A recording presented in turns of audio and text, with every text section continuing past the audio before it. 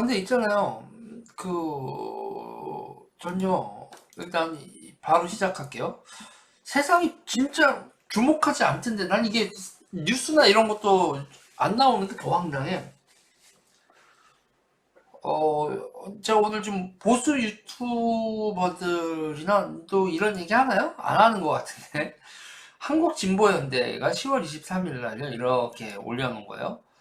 국가보안법 일부 개정안이 발의가 돼 있네? 그리고 민중 총궐기 이렇게 돼 있는데, 국가보안법 일부 개정안 이규민 의원 대표 발의 2020년 10월 22일 이규민, 김용민, 김진애, 김철민, 김홍걸, 신정원, 양정수, 유영덕, 김남국, 이동주, 이성만 쭉 해서 15인 이렇게 해서요. 여러분. 제한 이유 및 주요 내용 국가보안법은 1948년 제정된 이래 형법에 대한 특별법의 지위를 가지고 있으나 쭉 찬양고무죄 뭐 이렇게 쭉 이렇게 해서 발의가 돼 있어요 지금요. 10월 22일 날 발의를 했어요. 7조를 삭제한다. 제9조 1항 및 제 본문 중 제3항 이렇게 쭉쭉쭉쭉 삭제한다. 이렇게 지금 이게 발의가 돼버렸다고? 근데 여러분 오라라라 이렇게 돼 있어요. 그리고 여러분 느끼시죠? 제 유튜브가 또 다시요 막히고 있습니다. 갑자기 제 유튜브 영상에 알람도 안 가고 그리고 노출이 안 되면서 제 영상들이요 여러분들이 되게 어렵게 찾아오지 않으면 제 채널에 쉽게 찾아오지 못한 상황이 벌어지고 있습니다. 찬양 고무죄, 이적단체 구성죄, 이적 표현물 관련 죄목과 처벌 조항이 폐지되는 국가보안법 일부 개정 법률안 국회에 발의되었습니다. 2020년 전국민중대회 주요 요구인 국가보안법 폐지의 시작입니다.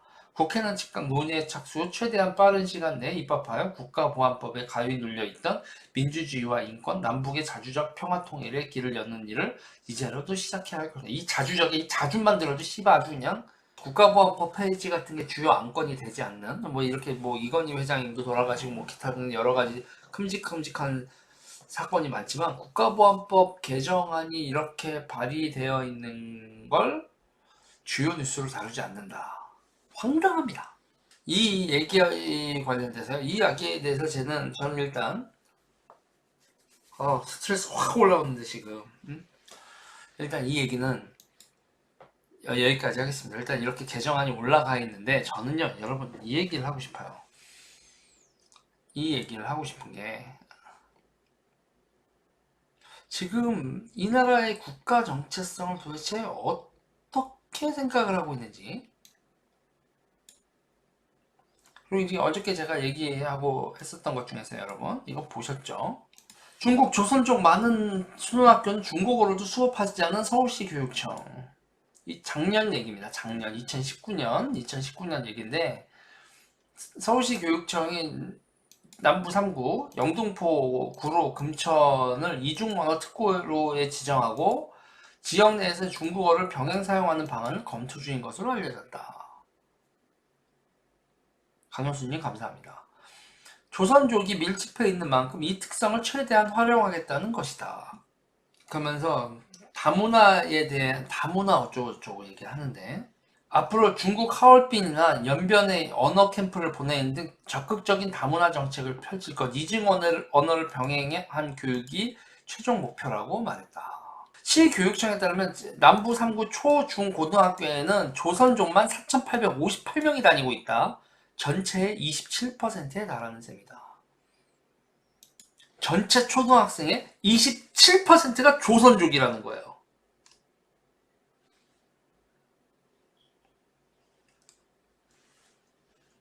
남부 3구, 서울 남부 3구의 초등학생의 조선족 학생이 27%. 여러분 지금 실감이 안 나, 이래도 실감이 잘 안 나시나요?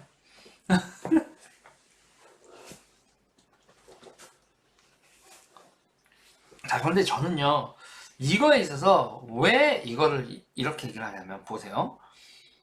미국에서요. 미국에서 히스패닉한테 영어하고 스페인어 이중 언어 한다. 그거는 별 문제가 안 될 수 있어요. 미국에서요. 왜냐면요. 제가 지금 얘기하는 걸 잘 들으셔야 됩니다, 여러분. 조선족이요. 조선족은 한국 정체성을 가진 상태에서 이중 언어를 한다면 별 문제가 안 될 수 있어요. 근데 한국인이란 정체성이잖아요. 그러니까 미국은 히스패닉이라는 정체성, 흑인이라는 정체성, 그걸 다 뭉뚱그리는 미국이라는 정체성이 있잖아요. 제가 이슬람이나 중국에 대해서 강력한 경계의식을 표명하는 건 이슬람은요, 여러분, 신성국가론. 그러니까 그 중국은 공산주의 국가, 그러니까 이 나라의 민주주의 체제의 정체성을 가지고 있는 게 아니라 또 다른 국가론을 가지고 있는 데는 가울님, 베렌장님, 지롱스파님 감사합니다. 지금 우리가 종교의 자유라고 하는 거 있잖아요. 이건 기본적으로 여러분 구교, 신교, 카톨릭과 프로테스탄트를 고르는 자유라는 건 그 구교와 신교 두 개 다 세속 권력으로부터 세속적 권력은 세속에게 넘겨줬다. 그 세속 권력이 민주주의라는 그 세속의 영역, 권력, 정치의 영역에 종교가 들어가지 않는다라는 걸 전제한 종교의 자유예요. 종교가 국가의 영역으로 넘어오는 걸 금지한 상태에서의 종교의 자유지, 종교나 이데올로기가 지금 이 국가론을 넘어오는 걸 허용하는 게 아니라고요. 그러니까 종교의 자유는 종교가 현실 정치에 참여하는 걸 거세한, 어떻게 보면 종교를 가장 크게 억압하고 있는 게 종교의 자유입니다. 이걸 망각을 한단 말이에요, 자꾸. 이해가 되세요? 종교의 자유라는 건 어이 카톨릭 신부님, 어이 목사님, 당신들은 정치 못해. 우리나라 정부는 세속 정부야. 민주주의 국가야. 라는 거고, 그 세속 정부를 지키는 게 여러분 핵심적인 역할을 하는 게 뭡니까? 이 국가 정체성, 민주주의 그 세속 정부의 정체성을 지키는 가장 중요한 국가 기관이 바로 정보기관입니다. 세속주의, 민주주의 국가를 지키는, 그리고 여기서 민족주의라는 건 여러분 네이션 스테이트가 세속주의 국가를 얘기해요. 제가 얘기하잖아요.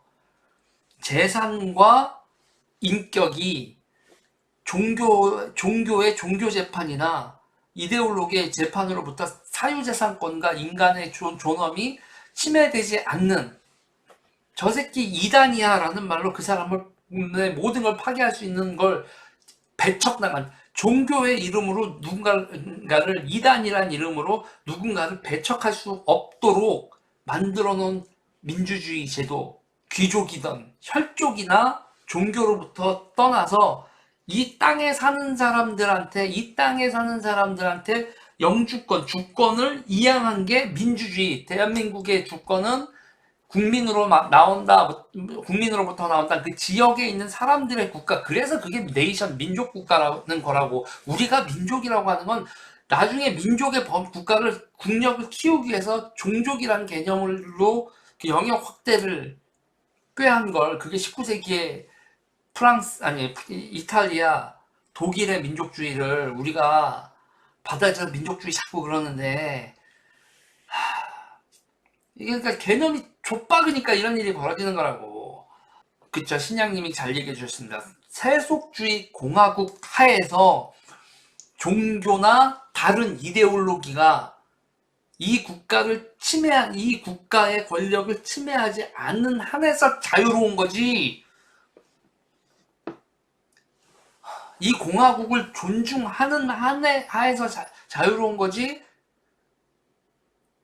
나는 지금 이거보다 중국 공산주의와 공산당의 정체성을 가지고 있어. 나는 이슬람은 있는 신의 뜻에 따라 정치를 해야 돼. 이런 식의 사고방식까지 용납한 게 절대 아니라고. 종교의 자유를 씨발 그냥 말 그대로 종교의 자유로 받아들이고 사상의 자유를 말 그대로 사상의 자유로 받아들이는데 환장하겠다 진짜. 나라가 어떤 개꼴이 날라고 정보기관 해체시키고 애들이 27%의 애들이 우리나라 정체성이 아니고 조선족 정체성, 중국 정체성으로 정체성에 고민이 있다. 씨발. 조선족이 와서 근데 애들이 중국 정체성이 아니라 한국말 배우면서 한국 정체성이 가질까봐 걱정해요. 그러니까 이중 언어를 쓰게 해주세요. 님이 뽕 같은 얘기를 한다. 근데 이대로 갔을 때 서울시 남부 3구 같이 되는데 여러분 전국이 서울시 남 3구 초중고등학교 조선족만 4,858명 전체의 27%를 다니는 이 사태 전국이 이렇게 되는데 앞으로 10년입니다. 10년 이대로 인구 줄어들면 앞으로 10년 20년 되면 그냥 먹히는 거야 나라가. 경계의식이 여러분 좆도 없어요. 여러분 좋아요 눌러주세요. 구독 눌러주세요.